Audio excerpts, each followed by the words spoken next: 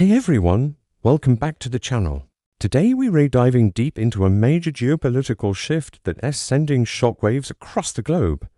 The United States has just made a bold move against Nicolás Maduro's regime in Venezuela, and the international response is pouring in. This isn't just a regional issue, it's a high-stakes chess game with global players, and we're here to break down what it all means. So, what exactly happened and how are world leaders reacting? Let's get into it. The United States has announced a dramatic escalation in its policy towards Venezuela, implementing a new, sweeping set of economic sanctions aimed directly at the heart of Maduro's government. This move is designed to cripple the regime's financial lifelines, which the U.S. alleges are fueled by illicit activities and the exploitation of Venezuela's natural resources. Washington's official statement declared this a decisive step to support the Venezuelan people's struggle for democracy and to restore constitutional order. The stated goal is clear: to pressure Maduro to step down and allow for free and fair elections.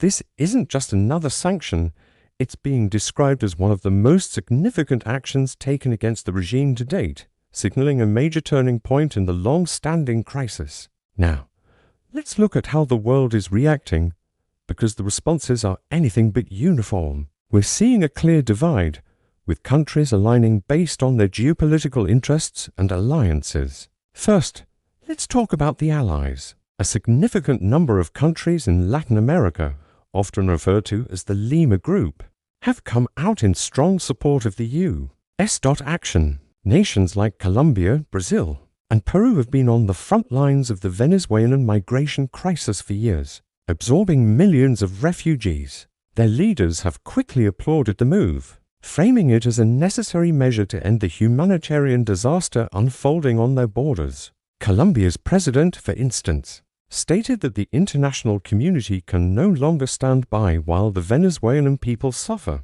They see this as a way to accelerate a peaceful transition of power and restore stability to the region. Similarly, major European powers like the United Kingdom, Germany, and France have voiced their alignment with the U.S. objective. While they often prefer diplomatic channels, their statements indicate a growing impatience with Maduro's refusal to negotiate in good faith. They are emphasizing the need for a democratic resolution and have reiterated their recognition of the opposition as the legitimate interim government.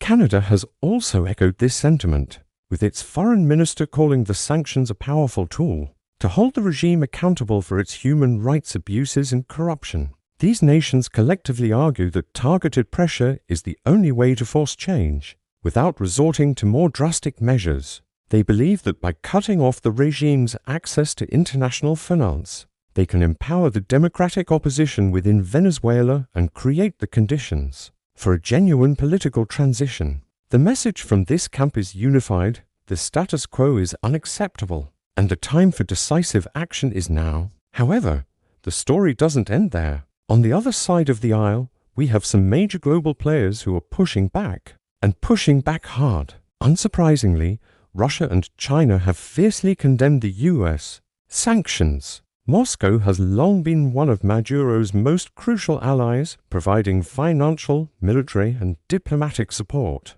The Kremlin denounced the U.S. move as a blatant violation of international law and an illegal act of foreign interference. Russian officials have accused Washington of attempting to orchestrate a coup and have vowed to continue supporting what they call the legitimate government of Venezuela. They argue that these sanctions will only worsen the suffering of the Venezuelan people and could destabilize the entire region. China, another key economic partner for Venezuela, has also expressed its strong opposition. Beijing's foreign ministry spokesperson urged the U.S. to cease its bullying tactics and warned that sanctions rarely solve problems. China has invested billions of dollars in Venezuela, primarily in the oil sector, and it has a vested interest in maintaining stability to protect its investments. Both Russia and China see this as another example of American overreach and an attempt to enforce its will on a sovereign nation. Their stance is clear: dialogue, not coercion, is the way forward, and they will resist any efforts to unseat Maduro through external pressure. Beyond these major powers, other countries have taken a more cautious or neutral stance. Turkey and Iran, for example, have also condemned the sanctions, citing principles of national sovereignty and anti-imperialism. Their support for Maduro is rooted in their own complex relationships with the United States. Meanwhile, some nations in Latin America and the Caribbean, while not openly supporting Maduro, have expressed concerns about the humanitarian impact of broad-based sanctions. They are calling for a more measured approach and are advocating for renewed dialogue facilitated by neutral, international bodies like the United Nations or Norway. They fear that a full economic collapse could trigger an even larger refugee crisis, overwhelming their already strained resources. This middle ground perspective highlights the deep complexities of the situation, where the desire for democratic change is often weighed against the immediate risks of economic destabilization and human suffering. So, what does this all mean for the future of Venezuela? The U.S. gambit has undeniably raised the stakes by isolating Maduro's regime financially. Washington is betting that the internal pressure will become unbearable, leading to fractures within his government and military. The hope is that key figures within the regime will see the writing on the wall and choose to negotiate a peaceful exit. However, this strategy is fraught with risk. The staunch support from Russia and China provides Maduro with a critical lifeline, potentially allowing him to weather the storm. These countries could offer alternative financial systems, trade routes, and diplomatic cover, effectively undermining the impact of the U.S. sanctions. The immediate future for the Venezuelan people is likely to be incredibly difficult.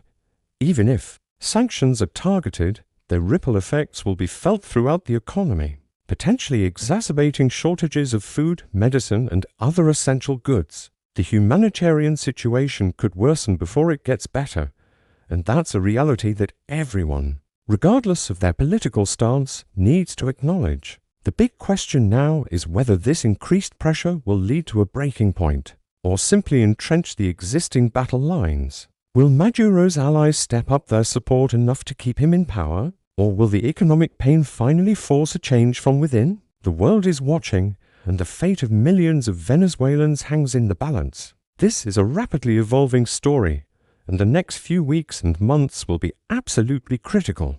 This situation is a perfect illustration of the complex, interconnected world we live in. A decision made in Washington creates ripples that are felt in Moscow, Beijing, and Bogota. It's a reminder that international relations are never simple, with a web of alliances, economic interests, and historical grievances shaping every response. We'll continue to monitor this story closely and bring you updates as it develops. What are your thoughts on this? Do you think the US sanctions will be effective, or will they backfire? Let me know in the comments below. I read every single one. Thanks for watching, and if you found this breakdown helpful, be sure to hit that like button and subscribe for more deep dives into the global events shaping our world. See you next time.